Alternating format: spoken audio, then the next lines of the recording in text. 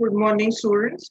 Now let us start with the different quantum numbers, which will be helping you to locate the position of electrons while writing the electronic configuration.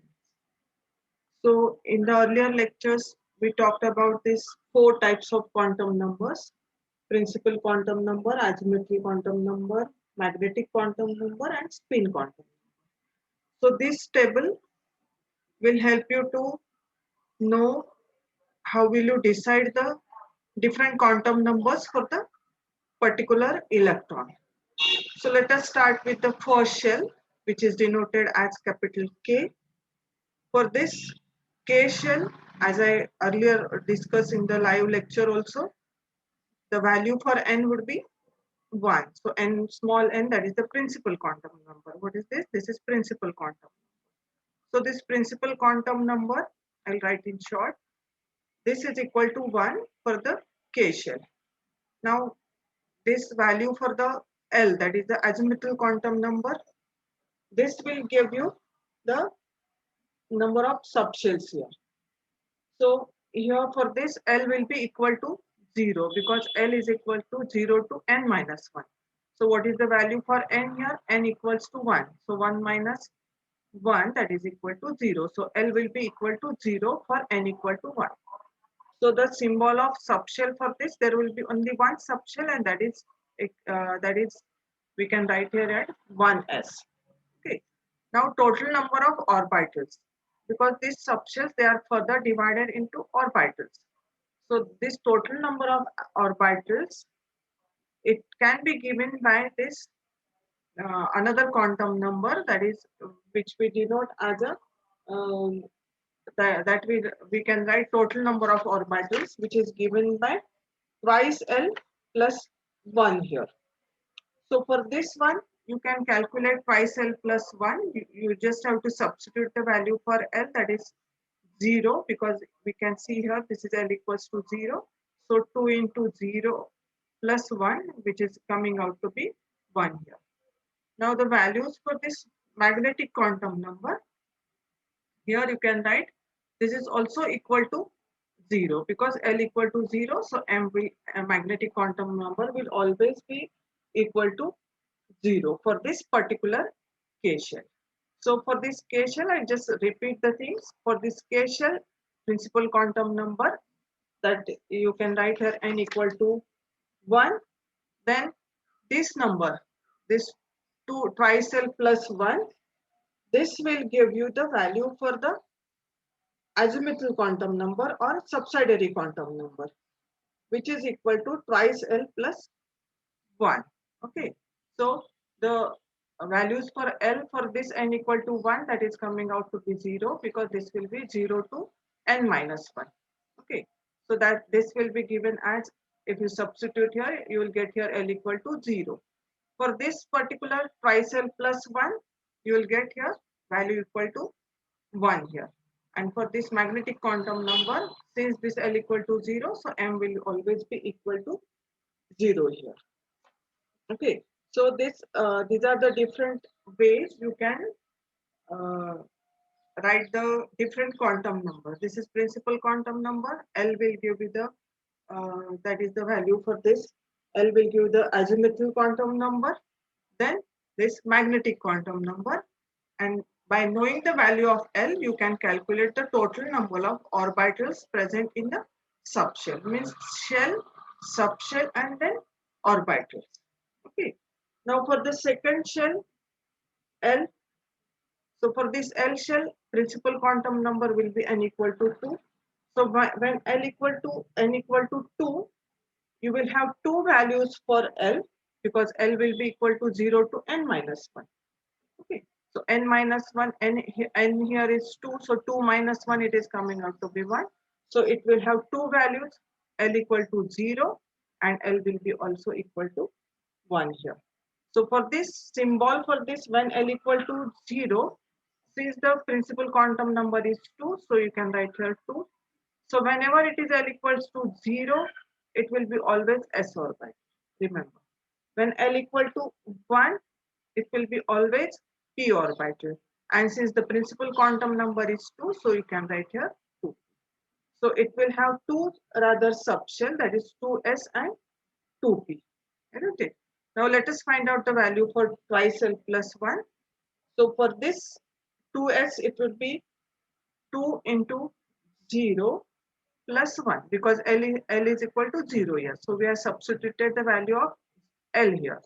So it is coming out to be here 1. Okay.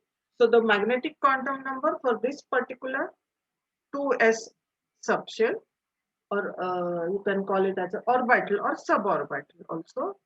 Further you can call. So ML, magnetic quantum number, it will be equal to 0. For this we are talking about this thing, 2s subshell, remember. Now similarly you can go for this 2p also. So you can substitute the value for L here. L equals to 1. Okay.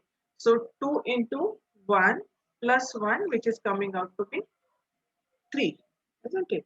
So this magnetic quantum number, it will have 3 values, which will be equal to -1, 0 and +1. So this 2p subshell, it will be further divided into 3 different orbitals. It means that this 2s subshell, it is further divided into only one, that is equal to 0. So there is no further division of this. While this 2p subshell, it is further divided into 3 different orbitals, which we call as 2px, 2py and 2pz. Okay. So this is about the second shell. Now when n equals to 3, it would be symbol for this particular shell, it would be m. So here you can write the values for L. L equal to, here it's n equals to 3, isn't it? So you can write n minus 1. So it would be n minus 1 means 3 minus 1 means 2. So it will have 3 values, L equal to 0, L equal to 1 and L equals to 2. Okay. Now for whenever it is L equal to 0, you always remember it would be S subshell. And since n equals to 3, so you can write for this 3s. For L equal to 1, you can write here 3p. And for L equal to 2, you can write here 3. So whenever it is L equal to 0, it would be S. When L equal to 1, it would be P. When L equal to 2, it would be D subshell. Okay. Now, how this subshells 3S, 3P and 3D, how they are further divided, that can be calculated by knowing the values for this 2L plus 1. Now just substitute the values for this 3s into this equation, that is twice L plus 1. So for this 3s, you can write 2 into 0 plus 1, which is coming out to be 1. So there is no further division of this.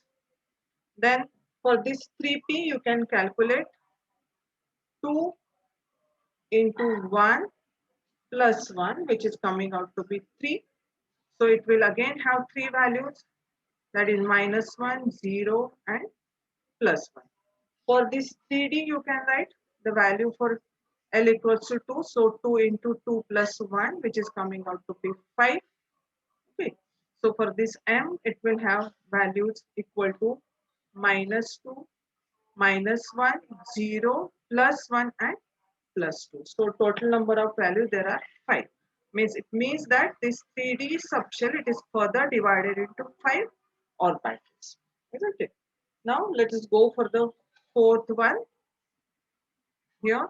Now every time you just remember, whenever it is a S, it would be L equal to 0. Whenever it is L equal to 1, it would be P. Whenever L equal to 2, it would be D. Remember.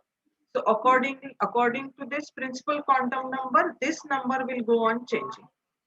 Whenever it is n equal to 2, it would be 2s. Whenever n equal to 3 here, it would be 3 here.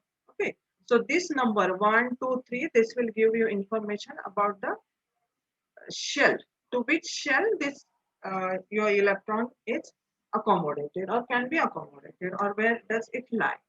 It means that. So for the next shell, that is n, you can write here n small n, that is principal quantum number equal to 4.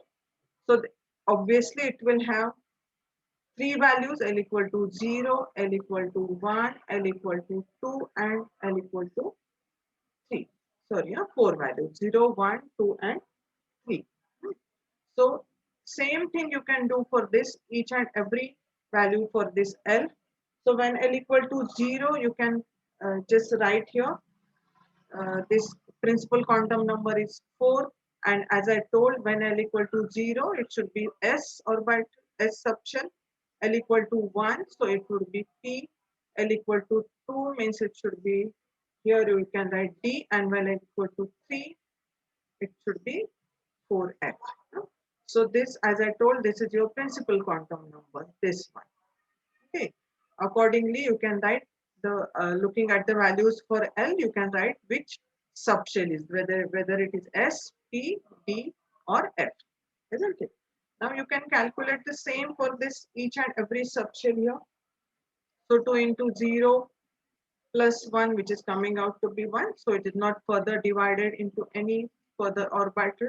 For this P, it would be again the same 2 into 1 plus 1, which is coming out to be 3. So M will have three values, minus 1, 0, and plus 1. Okay. For this 4D, now I'm talking about this 4D. So whenever it is 4D, L equals to 2. So you can write 2 into 2 plus 1, which is coming out to be 5.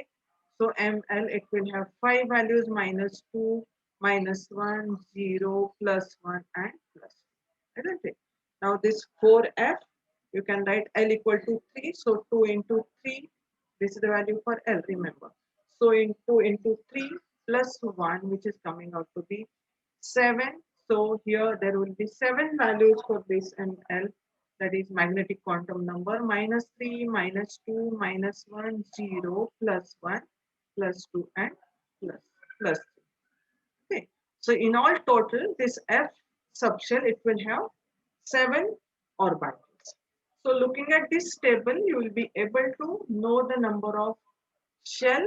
Looking at the number of symbol for the shell, find out the principal quantum number, then go for the value for the azimuthal quantum number, which is given by L, and then find out the value for magnetic quantum number, which is denoted by M. So this will give you the values for these orbitals. How many orbitals are there? For this M value will give you information about the number of orbitals, and this azimuthal quantum number, it will give you the orbit subshell, rather, whether it is a S, whether it is a P or D or F. And accordingly, looking at the value for this 1, 2, 3, and 4, you can be able to find out the principal quantum, isn't it? Means if it is a 4s orbital or subshell, you can easily be aware that this 4s subshell, it principal quantum number for this particular one, it is 4, n equals to 4, and value for L will be equal to 0, and value for magnetic quantum number, it will be again 0 here. Means this S subshell, it is not further divided into any further orbit. It means that. Okay. So this will give you, this part will give you information about the orbital. This will give you the information about the subshells, and this is the information about the shell here. Okay. So this is the way, this table is given on page number 47 of your textbook. So I just tried to be very precise about this. Now, for the next one, the questions asked for this particular thing is that you will be given some orbitals and you are asked to find the different quantum numbers for the electrons which are given. Means an atom has 2 electrons in the 4s orbital, and they write the values of 4 quantum numbers for each of them. Means it is a 4s orbital. So what is the value for N? What is the value for L? What is the value for M? And what is the value for S here? You might be asked in this way. So for this N, L, M, and S value, so the total capacity for this 4s, it is 2. It can accommodate 2 electrons. So what is the value for this N, L, M, and S? Means what is the principal quantum number, what is azimuthal, what is magnetic, and what is spin quantum number for each and every electron from this. There are 2 electrons here. So let us talk about the first electron. Here electron 1 and electron 2. Okay.